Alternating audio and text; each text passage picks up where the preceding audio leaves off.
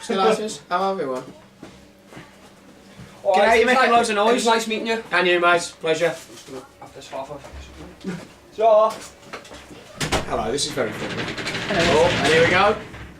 Is it now you never leave? Now we're good. Right.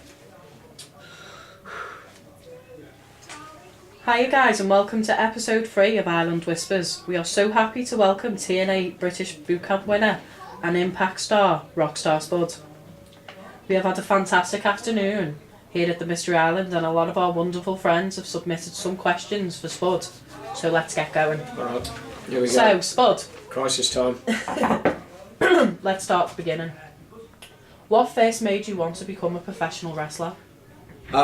Just saw it as a kid, fell in love with it as much as a small child can just fall in love with something, whether it be football, whether it be rugby. I fell in love with pro wrestling, and originally it was like seeing people like Hulk Hogan, British Bulldog, just these larger than life action heroes, but real life action heroes. It wasn't like a comic book, it was a movie coming to life, and that was it. I was hooked as a little boy, and here I am now.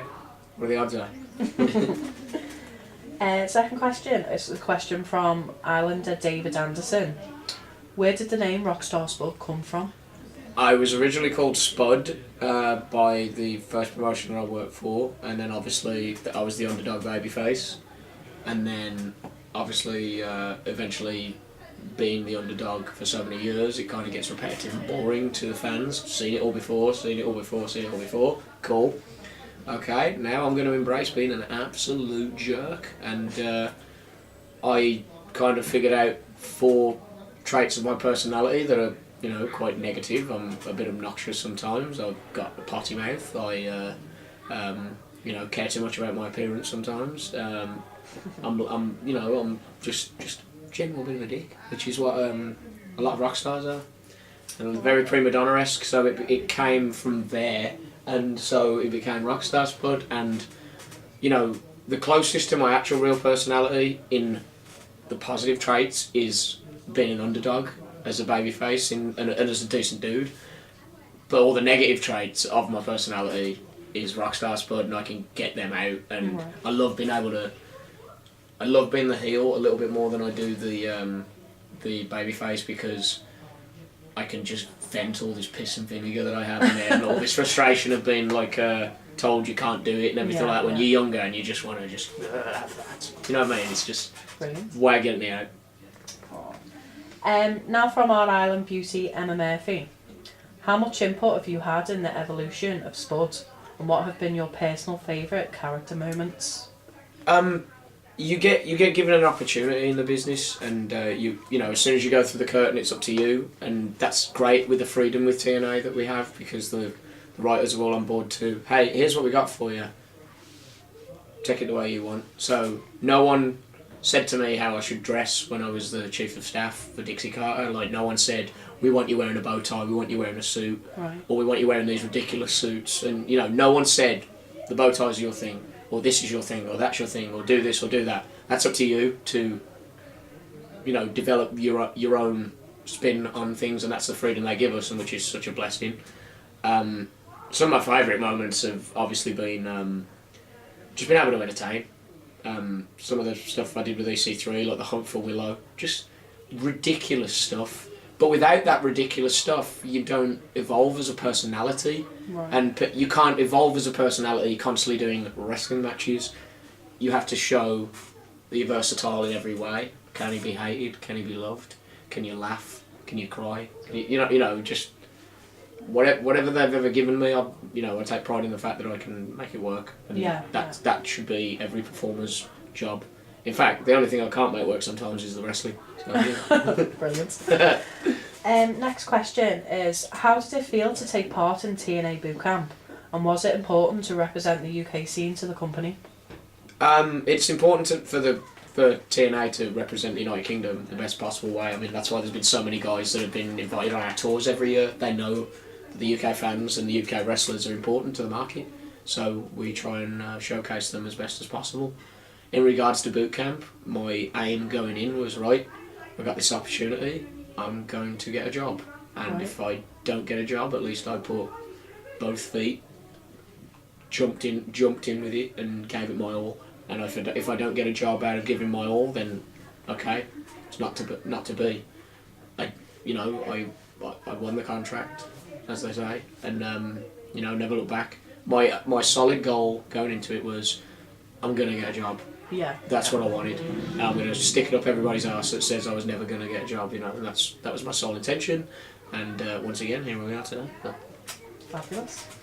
A question from the island itself. Was there anyone who was against you being signed in the locker room, or were you accepted straight away?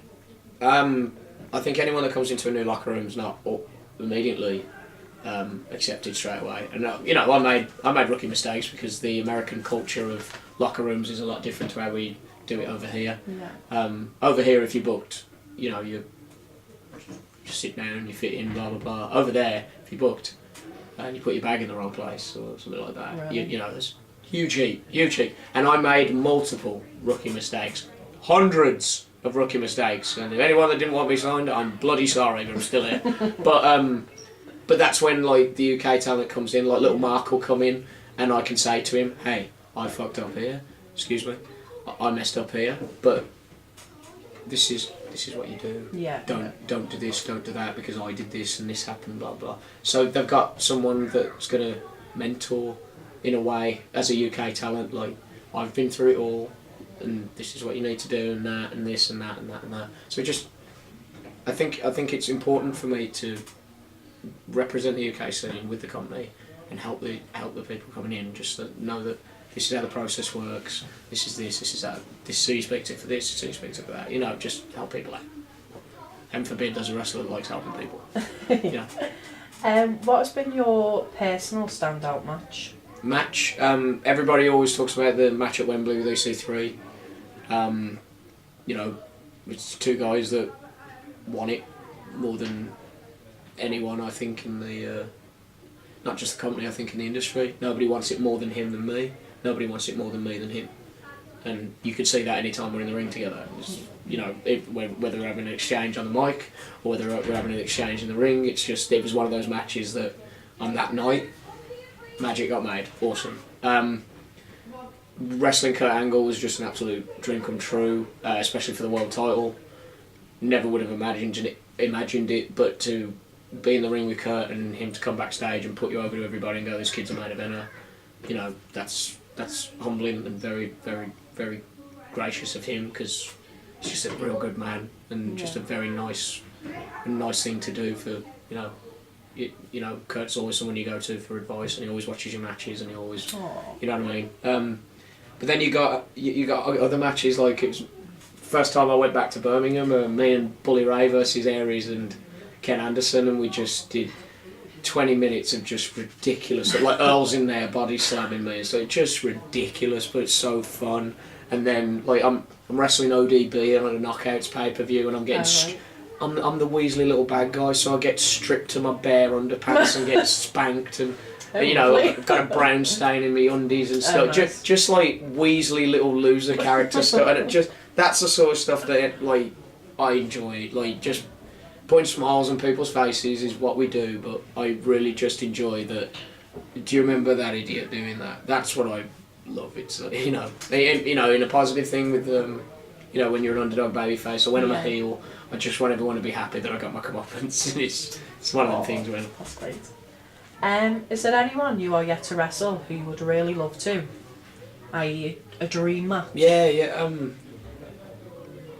I don't really have a dream match. Really? I have dream scenarios that I'd always like, and that doesn't mean it has to be anyone specific, but just with wrestling, what got me into it was the emotional connection. Yeah. And like when, people felt it in certain times, with the Ethan Carter Spud storyline, where it was, you felt bad for the guy.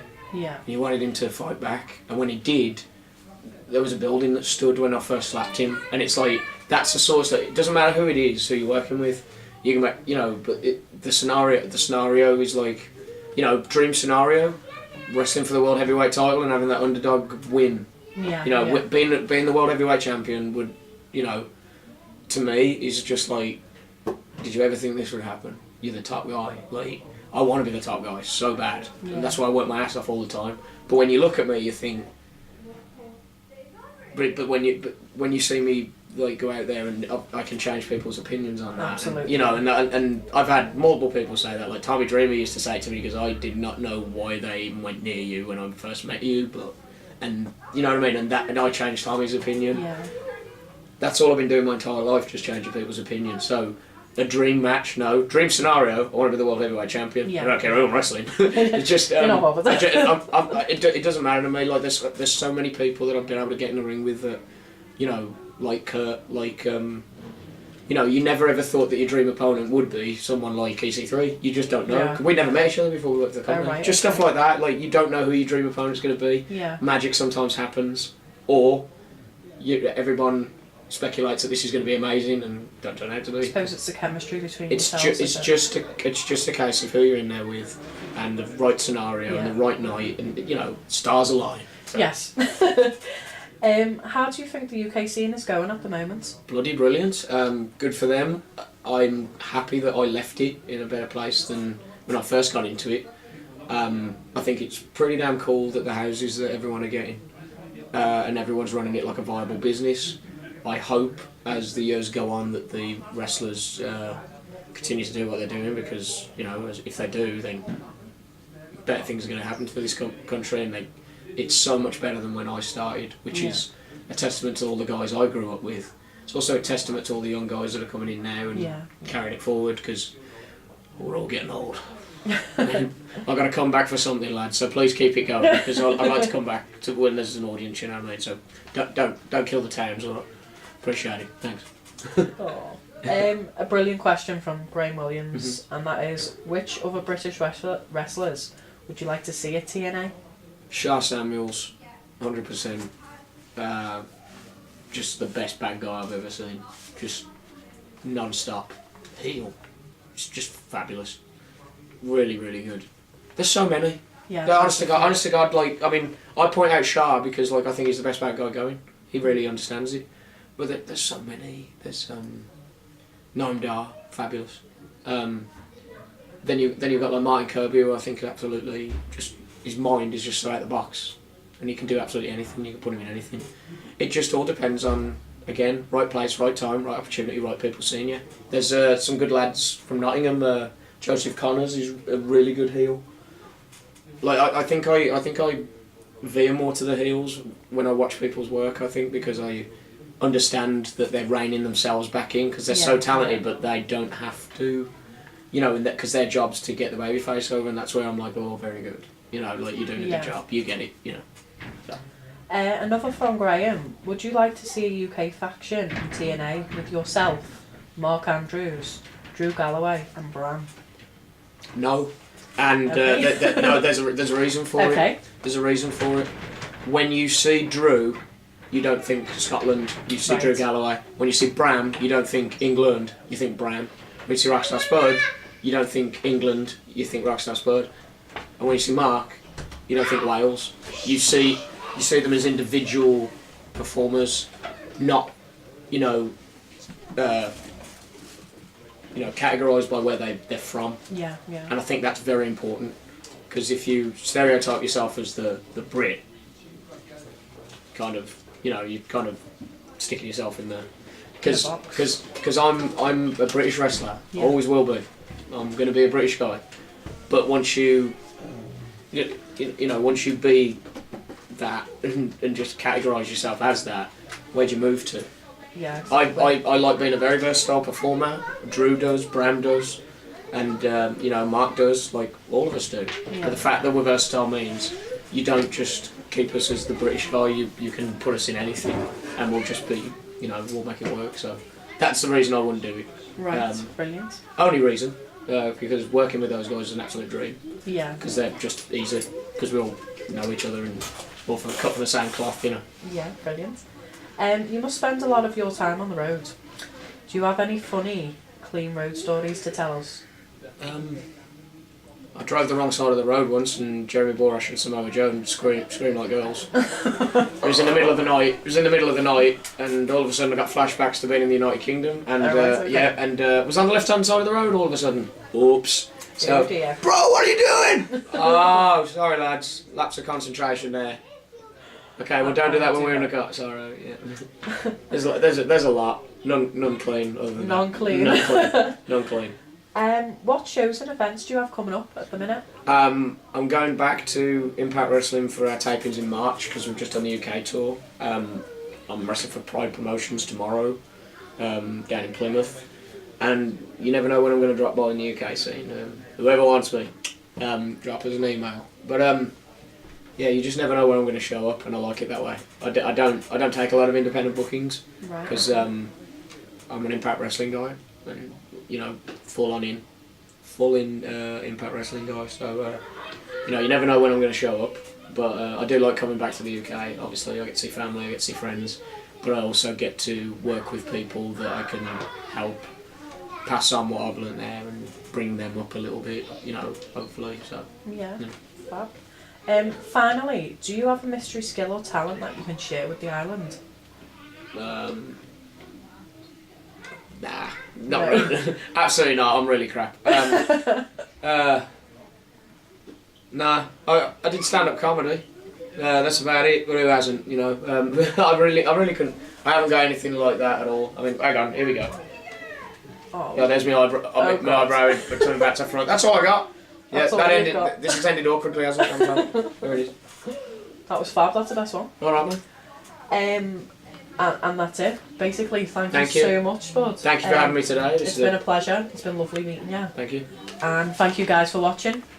See you soon.